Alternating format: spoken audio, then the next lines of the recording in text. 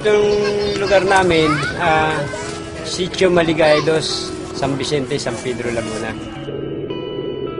Siyempre, alam mo naman, ganitong lugar, squatter area, tabing release, dikit-dikit ang bahay. Madilim talaga rito sa lugar ko na to. Wala kami dito sa loob, lagi kami sa labas. Nadadapa kasi madilim, yung dadaan mo, hindi mo alam, may nakaharang. Tutulog na lang ako, wala ilaw eh. Ang tawag nila sa akin dito si Mang Dimi Solar. Napaliwanag ko yung mga bahay nila magdilim. Bubutas ka ng yero, lalagay mo yung bote, lagyan mo siya ng sealant, bago lagyan mo siya ng tubig na mineral, lagyan ng sunrox. Bago kabit mo sa bahay, lagyan sealant mo para hindi tumulo. Ganun lang kasimple yun. Dati yung ganito, tukadilim nung bago ko pagkapitan. Ngayon, nung kapitan ko na, ito na ang liwanag niya. Yan ang liwanag.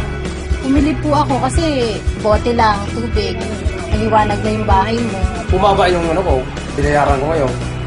Simula nung makabitan ako dito. At saka itong solar bottle valve na to, hindi mainit.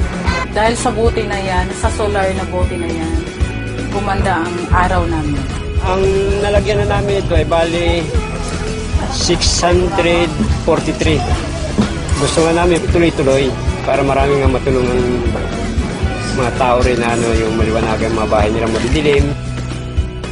Parang katulad na rin ng bumbilya. Dati natin nakakalimutan at pakinabangan na ngayon.